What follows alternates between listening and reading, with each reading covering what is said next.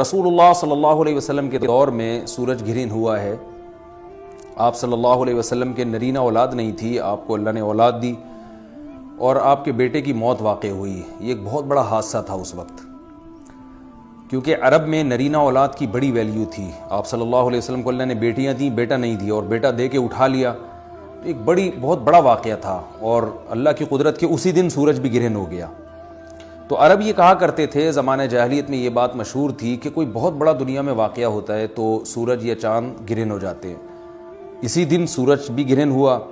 تو یہ بات پھیل گئی کہ محمد صلی اللہ علیہ وسلم سید الانبیاء رسول اللہ صلی اللہ علیہ وسلم کے بیٹے کی چونکہ موت واقع ہوئی ہے اس لیے سورج گرہن ہوا ہے. آپ صلی اللہ علیہ وسلم نے اس بات کی تردید فرمائی اور آپ نے فرمایا ان الشمس والقمر آیتان من آیات اللہ لا ينکسفان بموت احدہم،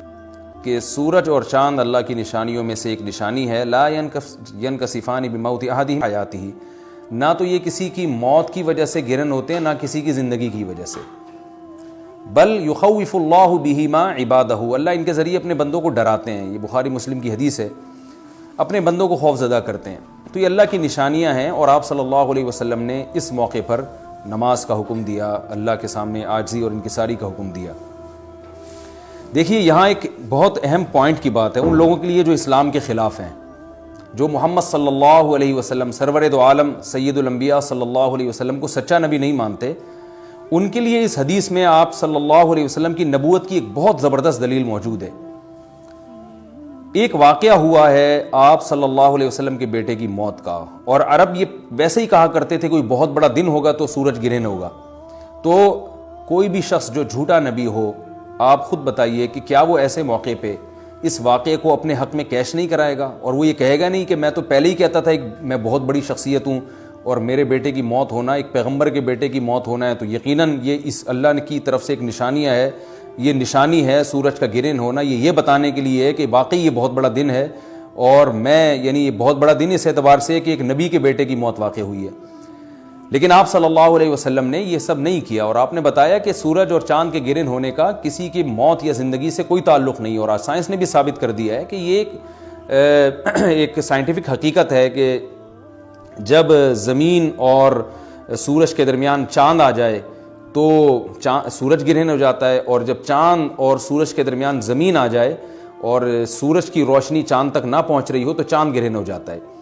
یہ ایک اس میں عبرت کی بات بھی ہے ان لوگوں کے لیے جو آپ صلی اللہ علیہ وسلم کی نبوت میں شک کرتے ہیں. البتہ آپ صلی اللہ علیہ وسلم نے اس موقع پر ہمیں حکم دیا کہ اللہ سے تضرع اور عاجزی اور انکساری کی جائے، اپنے گناہوں کی معافی مانگی جائے. اور نماز آپ صلی اللہ علیہ وسلم نے پڑھی. اس پہ بھی بعض لوگ اشکال کرتے ہیں کہ یہ جب ایک نیچرل پروسیس ہے تو اس میں اتنا گھبرانے کی، کیونکہ حدیث میں آتا ہے آپ صلی اللہ علیہ وسلم بہت گھبرائے، تو اس میں گھبرانے کی کیا بات ہے؟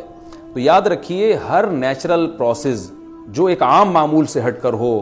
اس میں انسان کے لیے ایک عبرت کی بات ہوتی ہے. ہم دیکھتے ہیں رسول اللہ صلی اللہ علیہ وسلم کے دور میں جب تیز ہوا چلتی تھی اور بارش سے پہلے ہوا چلا کرتی تھی تیز ہوائیں، تو آپ صلی اللہ علیہ وسلم گھبرا کے مسجد کی طرف دوڑتے، عاجزی انکساری کرتے، اللہ تعالیٰ سے یہ کہتے کہ اللہ تو نے تو مجھ سے وعدہ کیا ہے کہ جب تک میں ان کے درمیان موجود ہوں تو ان کو عذاب نہیں دے گا. تو یہ خوف کا غلبہ تھا آپ صلی اللہ علیہ وسلم پر. کیوں؟ وجہ اس کی یہ تھی کہ یہی حالات قوم عاد اور قوم سمود پر بھی آئے ہیں. قرآن میں آتا ہے نا فَلَمَّا رَأَوْهُ عَارِضًا مُسْتَقْبِلَ أَوْدِيَتِهِمْ قَالُوا هَذَا عَارِضٌ مُمْطِرُنَا بَلْ هُوَ مَا اسْتَعْجَلْتُمْ بِهِ رِيحٌ فِيهَا عَذَابٌ أَلِيمٌ تُدَمِّرُ كُلَّ شَيْءٍ بِأَمْرِ رَبِّهَا فَأَصْبَحُوا لَا يُرَىٰ إِلَّا مَسَاكِنُهُمْ، کہ وہ بادلوں کو دیکھ کے کہنے لگے یہ تو ایک معمول کے مطابق بادل ہیں جو برسیں گے اور بارش ہوگی. تو پیغمبر نے کیا کہا کہ یہ بارش نہیں ہے بلکہ یہ وہ عذاب ہے جس کی تم جلدی کیا کرتے تھے، اور اس میں ایک ایسی ہوا ہے جو اللہ کے حکم سے ہر چیز کو ہلاک کر دے گی. اور پھر ان پر ایک ہفتہ عذاب آیا، اور قرآن کہتا ہے کہ وہ ایسے پڑھ کے ہلاک ہو گئے کہ فَتَرَى الْقَوْمَ فِيهَا صَرْعَىٰ كَأَنَّهُمْ أَعْجَازُ نَخْلٍ خَاوِيَةٍ، اے مخاطب اگر تو ان کو دیکھتا تو ایسے لگتا کھجور کے تنے ہیں جو اوندھے پڑے ہوئے ہیں. تو ایسے ہوا نے ان کو تہس نہس کر دیا. تو یہ عام معمول سے ہٹ کے جب بھی اس کائنات میں کوئی تغیر آتا ہے تو وہ اللہ کی نشانیوں میں سے ایک سائنٹیفک حقیقت بھی ہے، اس کی ایک لاجک بھی ہے، لیکن اس کے ساتھ ساتھ اللہ کی نشانیوں میں سے ایک نشانی بھی ہے. اور ایسی نشانی ہے جس سے ہمیں ڈرنا چاہیے کہ اللہ تعالیٰ کو اختیار ہے، وہ جب چاہے سورج کی روشنی چھین لے، چاہے کسی بھی طرح سے چھینے۔ اور یہ بھی ایک سائنٹیفک حقیقت ہے جو آپ صلی اللہ علیہ وسلم کی نبوت پر جس نے ایک مہر لگا دی ہے کہ سورج اور چاند کا گرہن ہونا، اگرچہ اس کی ایک لاجک ہے کہ چاند سورج کے سامنے آ جائے تو سورج گرہن ہو جاتا ہے، لیکن اس بارے میں جو ہماری تحقیق ہے، جو سائنسدان کہتے ہیں کہ یہ وقت یعنی خطرے کا وقت ہوتا ہے، سورج سے ایسی خطرناک ریز نکلتی ہیں جو نقصان کا سبب بن سکتی ہیں، تبھی بعض حضرات سورج کی طرف دیکھنے سے بھی منع کرتے ہیں۔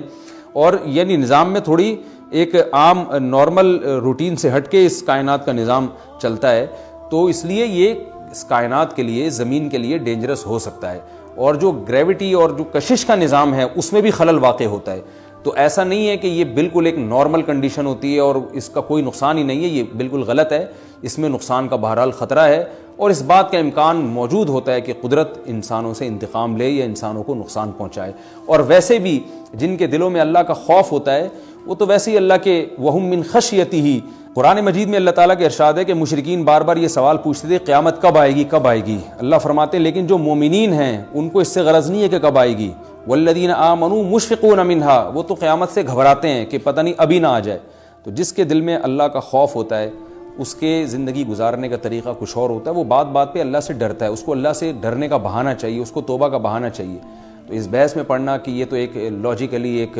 سورج کی روشنی غائب ہو جائے گی، وہ ٹھیک ہے، یہ سائنسدانوں کا شعبہ ہے کہ کیوں غائب ہو رہی ہے، ماہرین فلکیات کا شعبہ ہے، لیکن اہل ایمان کا جو کام ہے اس موقع پر، ان کا جو وظیفہ ہے وہ یہ کہیں کہ اللہ کی نشانیوں میں سے ایک نشانی ہے، اللہ اپنی قدرت دنیا میں دکھاتا ہے کہ میں یہ بھی کر سکتا ہوں چاہے کسی بھی طریقے سے کروں، تو ہمیں اس موقع پر بہرحال اللہ کے سامنے جھکنا چاہیے، اپنے گناہوں سے معافی مانگنی چاہیے، اور وہی عمل کرنا چاہیے جو رسول اللہ صلی اللہ علیہ وسلم نے ہمیں بتایا ہے۔ اور اس بارے میں جو توہمات پھیلے ہوئے ہیں اس سے بھی ہمیں اجتناب کرنا چاہیے، جیسے نبی صلی اللہ علیہ وسلم نے عربوں کے وہم کو دور کیا ہے، بھائی اس کا کسی کی موت اور زندگی سے کوئی تعلق نہیں ہے، تو اسی طرح آج کل لوگوں میں ایک سورج اور چاند گرہن ہونے کے بارے میں وہم بھی بہت ہے کہ پتہ نہیں کیا ہو جائے گا، حاملہ عورتیں نہ نکلیں، فلانا نہ کرے، اور فلانا خربوزہ نہ کھائے، اس موقع پر کسی نے تربوز کھا لیا تو یہ ہو جائے گا، الٹی الٹی باتیں پتہ نہیں کیا کیا مشہور ہیں، یہ خربوزے تربوز کی تو میں ویسے ہی مثال دے رہا ہوں۔ تو کوئی بھی چیز جب کہنی ہو تو پوری طرح سے اس کی ریسرچ کریں۔ مجھے نہیں پتا حاملہ عورت کو فائدہ ہوتا ہے نقصان ہوتا ہے سورج گرہن ہونے سے، لیکن اگر نقصان بھی ہوتا ہے تو اس کی کوئی مستند دلیل ہونی چاہیے آپ کے پاس، ایسے ہی سنی سنائی باتیں آگے نقل نہ کریں۔ تو بہرحال ہمیں جو کرنے کا کام ہے، جو رسول اللہ صلی اللہ علیہ وسلم نے بتایا ہے، وہ کام بخاری اور مسلم کی حدیث کے مطابق نماز ہے، انفرادی بھی ہے، جماعت سے بھی ہے، مستحب یہ ہے کہ جماعت سے نماز پڑھی جائے مسجد میں یا کسی بھی میدان میں، اور 2 رکعتیں امام پڑھائیں گے، اور اس میں سرن تلاوت بھی کر سکتے ہیں، جہری تلاوت بھی کر سکتے ہیں، دونوں رائے ہیں علماء کی۔ آج کل جہری کو اس لیے ترجیح دی جاتی ہے کہ صلاۃ کسوف میں جو رسول اللہ صلی اللہ علیہ وسلم کی سنت ہے وہ لمبی نماز ہے، تو لمبی نماز پڑھیں گے تو اگر آپ آہستہ آواز سے پڑھیں گے تو لوگوں کو تھکاوٹ کا احساس زیادہ ہوتا ہے، جہری پڑھیں گے تو تھکاوٹ کا احساس کم ہوتا ہے، تو اس لیے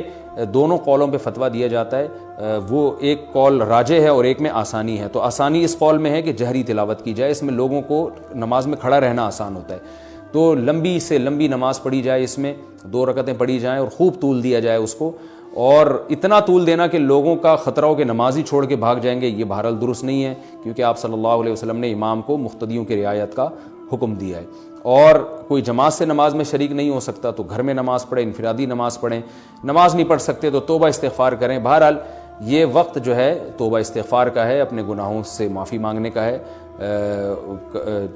اللہ تعالی ہم سب کو عمل کی توفیق عطا فرمائے۔ وما علینا الا البلاغ۔